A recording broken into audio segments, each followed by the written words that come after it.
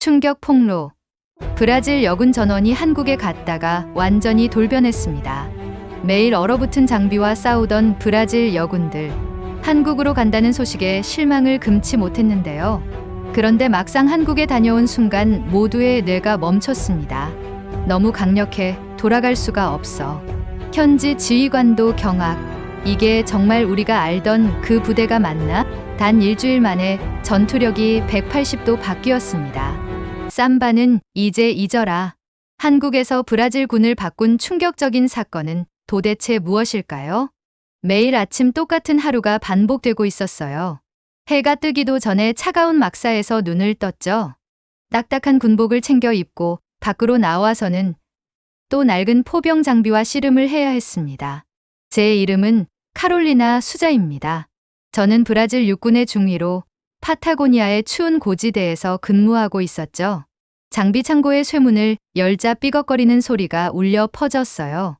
안으로 들어가니 거대한 자주포 M109가 마치 잠든 거인처럼 버티고 있었습니다. 이 장비가 원래는 우리나라를 지켜줘야 대부분의 날에는 훈련보다 수리에 더 많은 시간을 쏟아야 했죠. 좋은 아침입니다. 수자 중위님.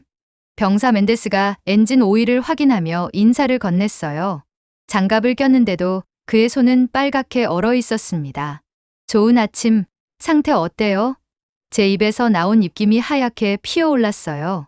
그는 머리를 흔들었어요. 되었죠. 냉각수가 또 얼었고 유압 시스템도 문제입니다. 저는 한숨을 쉬며 공구상자로 손을 뻗었어요. 우리의 매일 전투는 적이 아니라 추위와 낡은 장비와의 싸움이었죠. 얼어붙은 부품을 녹이며 저는 계속 걱정이 되었어요. 정말로 전쟁 상황에서 이 무기를 써야 한다면 제대로 작동이나 할까요? 생각만 해도 마음이 불안해졌습니다. 그날 오후 작은 지휘실에서 들려온 소식에 발걸음을 멈췄어요. 브라질 국방부가 낡은 M109 자주포를 새 장비로 교체할 계획을 세우고 있다는 거였죠. 그 후보 중 하나가 바로 한국에서 만든 K9 자주포였습니다. 한국 무기라고요? 정말 진심일까요? 혼자였지만 말을 내뱉고 있었어요. 제 머릿속에서 한국 제품은 늘 미국이나 유럽 제품을 베낀 저렴한 모조품일 뿐이었어요. 주위에서도 다 그렇게 말했으니까요. 이런 혹독한 환경에서 한국 제품이 과연 잘 작동할 수 있을까? 정말 우리 병사들을 지킬 수 있을까? 그날 저녁 전화가 울렸습니다. 은퇴한 육군 대령이신 아버지 마르코스 수자였어요. 지금은 군 장비 구매 자문위원으로 활동하고 계시죠. 카롤리나, 좋은 소식이 있다. 새 포병 장비 얘기죠? 소문 들었어요. 그래, 국방부에서 한국 회사와의 기술회의에 현장 경험자를 원했는데 내가 너를 추천했다. 되었죠. 순간 저는 전화기를 떨어뜨릴 뻔했어요. 저요? 왜요? 되었죠. 실제 장비가 현장에서 뭘 견뎌야 하는지 잘 알잖니? 매일 그 문제랑 싸우고 있으니까 말이야. 저는 긴장될 때 늘 하는 습관대로 머리카락을 쓸어넘기며 다시 묻고 있었어요. 아빠, 이 한국 무기 진짜 신뢰할 수 있을까요? 아버지는 잠시 망설이다 대답했어요. 서류상으로는 좋아 보이지만 실제 현장 상황을 잘 아는 너 같은 사람이 직접 가서 까다로운 질문을 해야 한다. 전화를 끊고 나서 저는 작은 창문 앞에 서서 안개 낀 산을 바라보고 있었어요. 지금까지 남미 밖으로 한 번도 나가본 적이 없었죠. 외국 기술자들과 만나 이야기를 나눈다는 생각에 배가 살짝 긴장으로 뭉쳤습니다. 다음날 아침 공식 초대장이 도착했어요. 한국 강산 업체와의 회의를 위해 브라질 수도로 가라는 내용이었죠. 그날 밤 여행 가방을 챙기면서 제 머릿속엔 의심이 먹구름처럼 가득했어요. 그들이 우리 상황을 얼마나 알까? 이 극한 환경에서 그들의 무기가 제대로 작동이나 할 수 있을까? 내가 현장에서 겪어온 것보다 그들이 뭘 더 잘 알겠어? 가방 지퍼를 필요 이상으로 3개 닫았어요. 이 회의에는 가겠지만 화려한 발표나 약속 말고 실제로 증명할 게 많을 거라고 생각하고 있었죠. 하지만 저는 아직 몰랐어요. 이 여정이 모든 걸 바꿀 거라는 걸 말이에요. 한국 무기에 대한 제 생각뿐 아니라 제 안에 깊게 박힌 편견까지도 말이죠. 때로 우리가 싸워야 하는 가장 큰 적은 다른 나라나 무기가 아니라 우리 마음속에 스스로 쌓아 올린 벽일지도 모릅니다. 그날 밤 잠들면서 저는 아직 알지 못했어요. 곧 제 앞에 나타날 누군가가 제가 알고 있던 모든 것을 흔들어 놓게 될 줄을요. 브라질리아에 있는 국방부 건물에 도착했을 때 저는 어딘가 어색한 느낌을 받고 있었어요. 회의실의 에어컨은 너무 차갑게 돌아가고 있었고 현장 장비에 익숙한 저에게 의자는 지나치게 푹신했죠. 커다란 나무 탁자 주변에는 브라질 대표 7명이 앉아 있었습니다. 군복을 입고 있는 사람은 저 하나뿐이었어요. 다른 사람들은 전부 빳빳한 양복과 반짝이는 구두 차림이었죠. 수첩과 펜을 가지런히 정리하면서 손바닥에 땀이 차고 있었어요. 한국 무기에 대해 물어볼 질문을 잔뜩 준비하고 왔었죠. 그것도 아주 까다로운 질문들이었어요. 정말 우리 같은 군인들이 필요로 하는 것을 제대로 이해하고 있는지 확인하고 싶었거든요. 벽에 걸린 디지털 시계가 정확히 오전 9시를 가리키고 있었어요. 문이 열리고 한국팀이 들어올 시간인데 아무 일도 일어나지 않고 있었습니다. 브라질 대표들도 시계를 보며 서로 귓속말을 주고받고 있었죠. 그러고 있는데 자동문이 부드럽게 열렸어요. 그런데 들어온 사람은 전혀 한국인이 아니었습니다. 키가 크고 짧은 갈색 머리에 투명한 회색 눈을 가진 분명히 유럽인이었어요. 그는 말끔한 어두운 양복을 입고 있었지만 군인처럼 정확하고 빠르게 움직이고 있었어요. 그는 정확히 8초 만에 자리에 앉아 자료를 정리한 후 우리를 바라봤습니다. 안녕하세요. 브라질 대표단 여러분. 저는 K9 자주포 프로그램 기술 담당자 루이 뒤퐁이라고 합니다. 완벽한 스페인어였지만 약간의 프랑스 억양이 섞여 있었어요. 저는 순간 당황했습니다. 왜 프랑스 사람이 한국 무기를 소개하는 걸까? 뭔가 맞지 않는다는 생각이 들었죠. 루이는 화려한 영상이나 과장된 설명 없이 발표를 시작했어요. 대신 실제 현장 데이터를 보여주기 시작했죠. 영하 30도의 핀란드에서 K9 자주포가 작동하는 모습, 이집트의 뜨거운 사막에서 발사하는 모습, 그리고 우리와 비슷한 산악 고지대에서의 고도 테스트 결과까지. 저는 그가 단지 숫자만 외운 영업사원인지 주의 깊게 보고 있었어요. 그런데 그의 방식에는 뭔가 달랐어요. 완벽함을 약속하지 않았어요. 오히려 문제점들과 그것을 어떻게 해결했는지를 솔직히 설명하고 있었습니다. K9 자주포는 북극의 추위부터 사막의 더위까지 극한 환경에서 이미 10개 나라에서 사용 중입니다. 질문 시간이 시작되자 진짜 놀라운 일이 일어났어요. 우리 엔지니어 중 한 명이 그가 직접 실탄 테스트에 참여했는지 물었죠. 루이는 우리를 똑바로 바라보며 전혀 예상치 못한 답을 했어요. 저는 단지 이 테스트를 준비한 사람이 아닙니다. 프랑스 외인 부대에서 복무하면서 실제로 사용하게 되었죠. 핀란드의 겨울 훈련에서 K9을 운용했고 북아프리카 사막의 더운 날씨 속에서 유압 시스템을 직접 관리했습니다. 순간 방 안은 완전히 조용해졌어요. 단순히 책상 앞에서 일하는 사람이 아니라 실제로 우리와 비슷한 환경에서 이 무기를 다뤄본 사람이었던 거예요. 20가지가 넘는 기술적인 질문에 답을 마치고 나서 루이는 갑자기 저를 바라봤어요. 그의 회색 눈이 제 의심을 꿰뚫고 있는 것 같았습니다. 수자중위님, 기술적인 사양은 중요합니다. 하지만 이 장비가 왜 제대로 작동하는지 정말로 이해하려면 직접 보셔야 할 겁니다. 한국으로 가서 생산 과정과 현장 테스트를 보시겠습니까? 상관들은 깜짝 놀란 표정으로 서로를 바라보고 있었어요. 원래 계획에는 없던 일이었으니까요. 그런데 매일 얼어붙은 장비와 싸우던 제 마음속 어딘가에서 고개를 끄덕이게 되었죠. 네, 직접 보고 싶습니다. 회의가 끝난 후 루이와 악수를 했어요. 그의 손은 단단했지만 공격적이지 않았어요. 마치 증명할 것이 없는 사람처럼 말이죠. 서울행 비행기는 다음 주 화요일입니다. 옷을 따뜻하게 챙기세요. 파타고니아보다 더 춥습니다. 그날 저녁 호텔에서 아버지에게 전화를 걸어 회의와 한국 초청에 대해 말씀드렸어요. 발표는 어땠어? 아버지가 물었죠. 생각했던 것과는 완전히 달랐어요. 대표자는 한국인이 아니라 프랑스 사람이었고 실제로 장비를 현장에서 사용했던 사람이었어요. 그래서 직접 한국에 가서 보려고요. 저도 모르게 그렇게 말하고 있었죠. 좋은 결정이야.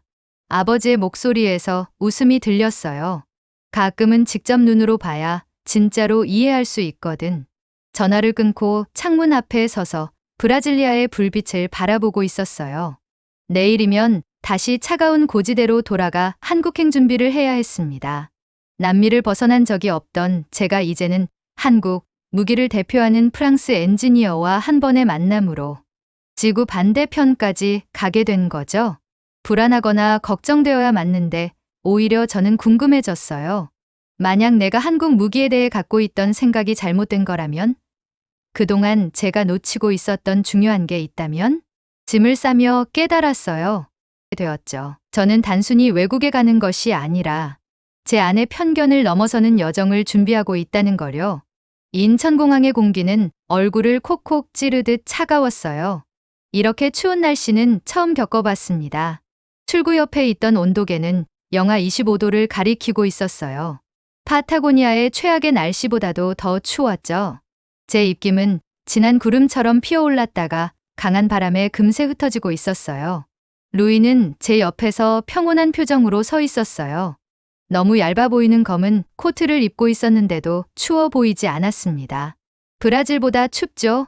그가 미소 지으며 물었어요. 저는 군용 코트를 더 단단히 여미면서 고개를 끄덕였어요. 두꺼운 장갑을 꼈는데도 손가락이 뻣뻣해지고 있었죠. 조금이요. 저는 덜덜 떨며 겨우 말했어요. 이 추위가 테스트에는 아주 좋죠. 루이는 기다리고 있던 검은 차로 걸어가며 설명했어요. 여기서는 중위님이 근무하는 곳보다 더 심한 조건에서 장비가 작동하는 걸 보실 겁니다. 공항에서 호텔까지 가는 길, 서울의 화려한 야경이 눈앞에 펼쳐지고 있었어요.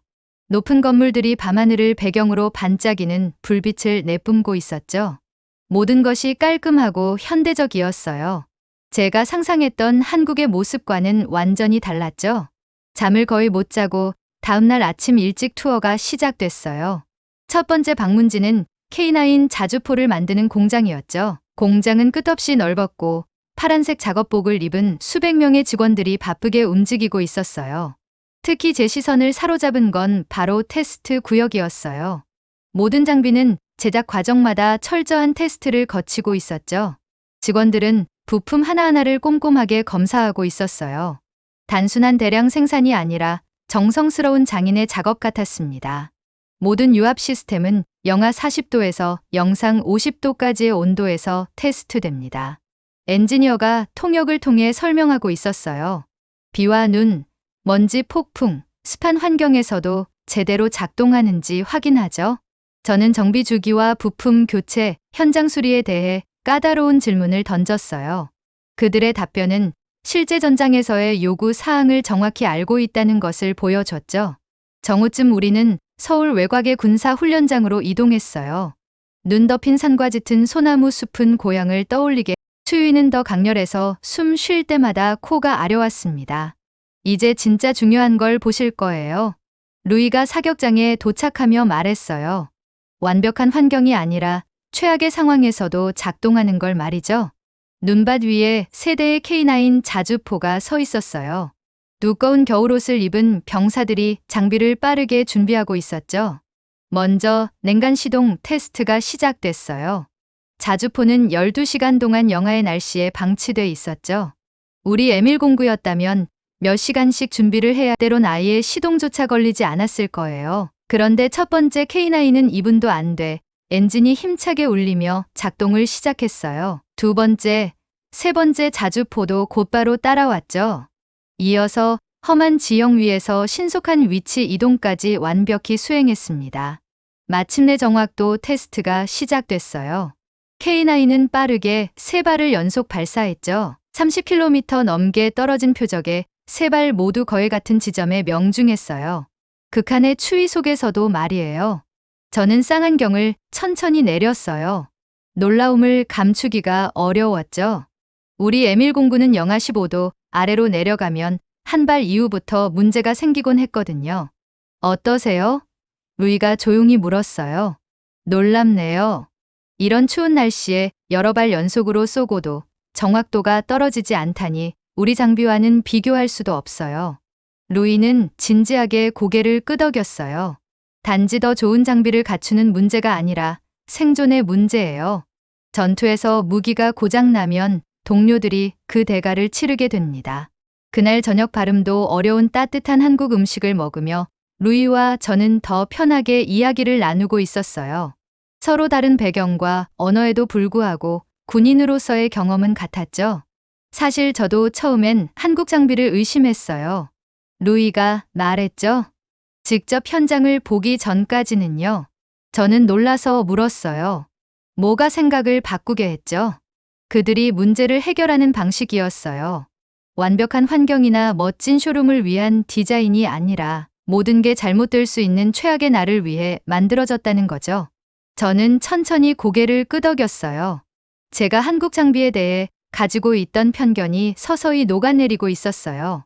이제 중요한 건 장비가 어디서 왔느냐가 아니라 누가 어떻게 만들었는가였죠. 다음 며칠 동안 더 많은 현장을 돌아보며 제 의심은 점점 더 사라지고 있었어요.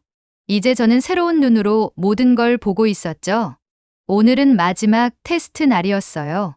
한국팀은 이 날을 최종 도전이라고 부르고 있었죠. 새벽에 눈을 떴을 때부터 긴장으로 배가 조이고 있었어요. 이번 테스트는 제 생각을 완전히 바꾸거나 원래의 의심으로 다시 돌아가게 할 중요한 순간이었죠. 오늘 테스트 장소는 서울에서 2시간 정도 떨어진 산악 지역이었어요. 차가 구불구불한 길을 따라 올라가자 날씨는 점점 나빠지고 있었죠. 짙은 구름에서 눈이 펑펑 쏟아지고 바람 소리는 윙윙거리며 차를 감싸고 있었어요. 차량 온도계는 영하 35도를 가리키고 있었죠. 마지막 테스트를 위한 완벽한 날씨네요. 루이가 창밖의 눈보라를 바라보며 말했어요. 저는 눈썹을 치켜 올렸어요. 완벽하다뇨? 최악인데요? 그가 살짝 미소를 지으며 말했어요. 맞아요. 우리는 좋은 날씨가 아니라 가장 나쁜 날씨에서 테스트하거든요. 산기슭에 위치한 콘크리트 관측 벙커에 도착했어요. 두꺼운 창문을 통해 눈보라 속의 테스트 현장이 보이고 있었어요. 세 대의 K9 자주포가 눈 속에서 출발 준비를 마치고 있었죠. 테스트 책임자가 오늘의 과제를 설명했어요. 포병들은 이 악천후 속에서 새로운 위치로 이동하고 신속하게 포를 설치한 뒤 여러 목표물을 정확히 마치고 다시 이동해야 했어요. 실제 전투에서 있을 법한 상황이었죠. 심장이 더 빠르게 뛰기 시작했어요. 거대한 자주포가 깊은 눈을 헤치며 움직이기 시작했어요. 우리 M109였다면 정말 어려운 상황이었겠죠. 첫 번째 K9이 위치에 도착하자마자 4분도 안 돼서 첫 번째 포탄을 쏘았어요. 둔중한 폭발음이 산을 울리며 우리에게까지 들렸죠. 쌍안경으로 보니 목표 지점에 정확히 가까웠어요. 그러고 있는데 갑자기 문제가 생겼어요. 두 번째 K9이 갑자기 멈췄고 포탑은 어색한 각도로 얼어붙어 있었죠. 장비 고장이네요. 저는 실망과 함께 묘한 안도감도 느끼고 있었어요. 한국 장비에도 한계는 있는 거였죠. 하지만 루이는 당황하거나 변명하지 않았어요. 그는 꼼짝 않고 장비를 바라보고 있었죠. 포병들은 눈보라 속에서도 능숙하게 움직이며 문제를 해결하고 있었어요. 90초 만에, 정말 단 90초 만에 포탑이 다시 움직였어요. 그 후 2분 만에 두 번째 자주포가 정확히 목표물을 맞췄죠. 쌍안경을 천천히 내리며 저는 말했어요. 방금 무슨 일이 일어난 거죠? 예비 시스템이 작동한 겁니다. 루이가 설명했어요. 중요 부품마다 보조 장치가 주요 시스템이 고장 나도 자동으로 작동합니다. 전투 상황에서 어떤 문제가 발생할지 예상하고 설계된 거죠. 저는 놀라서 고개를 저었어요. 우리 M109는 주 시스템이 고장나면 완전히 멈추거든요. 수리팀이 오고 몇 시간씩 걸리죠? 루이가 조용히 말했어요. 전시용으로 만든 장비와 실제 전투를 위해 만든 장비의 차이죠. 이 말이 제 머릿속에 계속 맴돌고 있었어요. 그날 테스트는 작은 지연과 문제가 있었지만 악조건 속에서도 자주포들은 임무를 끝까지 완수했어요. 그날 오후 따뜻한 회의실에서 엔지니어들과 이야기를 나눴어요. 이제 질문이 달라졌죠. 장비가 작동하는지 묻지 않고 왜 그렇게 설계했는지 물었어요. 왜 이런 형태의 유압 시스템을 사용하셨죠? 엔지니어는 단순하고도 강력하게 답했어요. 병사들이 두꺼운 장갑을 끼고 어두운 곳에서 쉽게 교체할 수 있게 했어요. 포탄 장전 시스템의 각도가 다른 이유는요. 기울어진 지형에서도 잘 작동하도록 한 거죠. 모든 답변이 실제 전투 환경을 이해하고 있다는 걸 보여줬어요. 이 사람들은 단지 포병 기술만 아는 게 아니라 그걸 쓰는 사람들까지 깊이 이해하고 있었죠. 그날 밤 호텔 방 책상에 앉아 보고서를 작성하기 시작했어요. K9 자주포 시스템은 우리의 운용 환경을 뛰어넘는 극한 상황에서도 뛰어난 성능을 입증했습니다. 강력히 도입을 추천합니다. 잠시 멈춘 후 개인적인 의견을 덧붙였어요. 단순한 기술 사양을 넘어 병사의 생존과 전투, 효율성을 최우선으로 하는 설계 철학은 우리 기존 장비와는 차원이 다릅니다. 단지 장비 업그레이드가 아니라 포병 작전의 새로운 사고방식을 의미합니다. 보고서를 마치며 깨달았어요. 이 여행은 단지 한국 장비 평가가 아니라 제 생각을 바꾸는 계기였다는 거요. 저는 한국 장비를 평가하러 왔지만 오히려 제 편견을 돌아보고 있었죠. 내일이면 브라질로 돌아가지만 더 중요한 걸 얻었어요.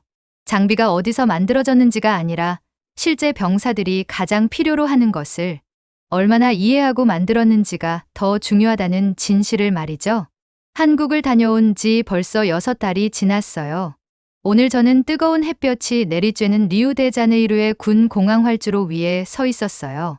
하늘 위에 거대한 수송기가 천천히 다가오고 있었죠. 정복 안에서는 땀이 나고 있었지만 기분은 아주 가벼웠어요.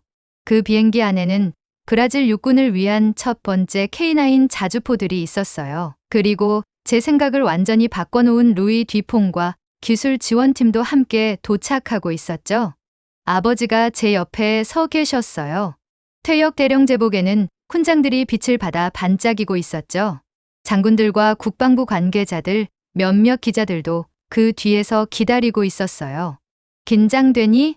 아버지가 조용히 물으셨어요. 저는 미소를 지으며 모자를 고쳐 썼어요. 긴장되진 않아요. 준비됐어요. 브라질 국방부는 제 보고서를 빠르게 몇 년씩 걸릴 결정 과정을 몇 달 만에 끝냈어요. 제가 직접 본 자료와 테스트 결과들이 가장 의심 많은 관계자들까지 설득했죠. 수송기의 엔진 소리가 줄어들면서 멈췄어요. 커다란 화물문이 천천히 내려오고 그 안에서 차량들의 어두운 모습이 보이기 시작했죠.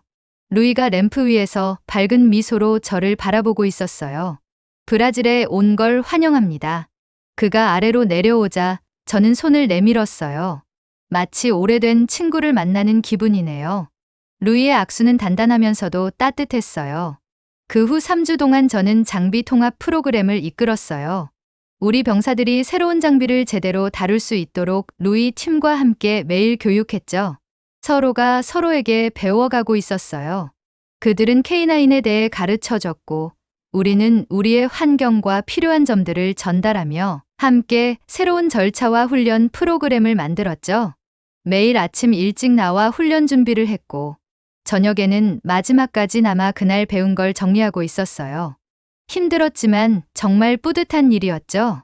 진짜 시험대는 남부 고지대에서 진행된 첫 실탄 훈련이었어요. 날씨는 최악이었죠. 차가운 비가 진눈깨비로 바뀌고 시야는 거의 보이지 않았어요. 우리 예전 장비였으면 큰 문제였을 거예요. 첫 번째 K9이 발사됐어요. 나쁜 날씨 속에서도 목표물을 정확히 맞췄죠. 연달아 쏘는 포탄도 모두 정확했어요. 라미레스 장군이 진지한 표정으로 망원경을 내려놓고 말했어요. 수자 중위, 당신 말이 맞았군. 바로 이 장비가 필요했어요. 이후 몇 주 동안 두 나라 사이에 중요한 연결이 생겼어요.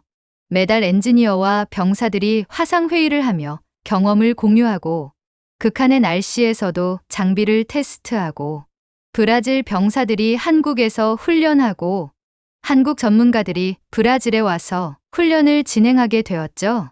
어느 날 오후 젊은 장교들에게 장비 유지 보수법을 설명하고 있었어요. 한 젊은 중위가 손을 들고 물었어요. 수자중위님, 처음엔 한국 장비가 별로라고 생각하셨다면서요? 저는 잠시 망설이다 솔직히 답했어요. 맞아요. 사실이 아닌 옛 생각들을 가지고 있었죠. 한국 장비가 더 안 좋을 거라고 생각했어요. 완전히 틀렸던 거죠. 그 중위가 궁금한 표정으로 물었어요. 어떻게 생각이 바뀌신 거예요? 제 눈으로 직접 본 거죠. 저는 대답했어요. 좋은 장비는 어디서 왔느냐가 아니라 누가 병사들의 필요를 얼마나 이해했느냐에 달렸어요. 브라질을 떠나기 전 마지막 루이와 저는 훈련장을 내려다보는 언덕 위에서 석양을 바라보고 있었어요. 줄지어 선 K9들이 황금빛 햇살을 받고 있었죠. 우리가 중요한 걸 시작했네요. 루이가 말했어요. 단지 무기를 구매한 게 아니라 경험을 존중하고 함께 배우는 두 나라 사이의 협력을 만들었어요. 저는 따뜻한 바람을 느끼며 고개를 끄덕였어요. 전에는 한국산이 특정 의미를 가진다고 생각했는데 이제는 아니에요. 그럼 지금은 무슨 뜻인가요? 그가 물었어요. 어디에서 만들었느냐가 아니라 어떻게 만들었느냐로 판단해야 한다는 뜻이죠. 저는 말했어요. 틀릴 수도 있다고 인정하고 세상 어딘가에 내 문제를 해결한 사람이 있을 수도 있다는 걸 이해하는 거예요. 다음날 아침 루이의 비행기가 점점 작아지며 구름 속으로 사라지는 걸 바라봤어요. 아버지가 제 옆으로 다가왔죠. 너는 다리를 놓는 사람이 되었구나. 무슨 뜻이에요? 나라와 기술, 생각들을 연결하는 사람이 되었다는 뜻이야. 그게 무기 시스템보다 훨씬 더 중요한 거지. 저는 이해했어요. 진짜 여정은 포병 장비에 관한 게 아니라 제 편견을 넘어서는 과정이었다는 거려. 이제 저는 새 병사들에게 제 이야기를 해요. 직접 보지 않고 판단하지 말라고요. 한국에서의 여정이 저에게 무기보다 더 중요한 걸 가르쳐줬다는 걸 말이죠. 다음 세대는 나와 같은 실수를 반복하지 않을 거예요. 저는 아버지께 말했어요. 이미 연결된 곳에서 출발할 테니까요. 오늘 이야기는 여기서 마치도록 하겠습니다. 오늘 영상을 마무리하기 전에 먼저 여러분의 소중한 시간과 관심에 진심으로 감사드립니다. 오늘의 내용이 여러분께 조금이라도 도움이 좋아요와 구독 버튼을 눌러주시고 알림 설정도 잊지 마세요. 여러분의 소중한 댓글과 피드백이 앞으로 더 나은 콘텐츠를 만드는 데 큰 힘이 됩니다. 앞으로도 다양한 주제와 유익한 정보를 담은 영상으로 찾아뵐 예정이니 많은 관심과 응원 부탁드립니다. 그럼 다음 영상에서 또 만나요. 감사합니다.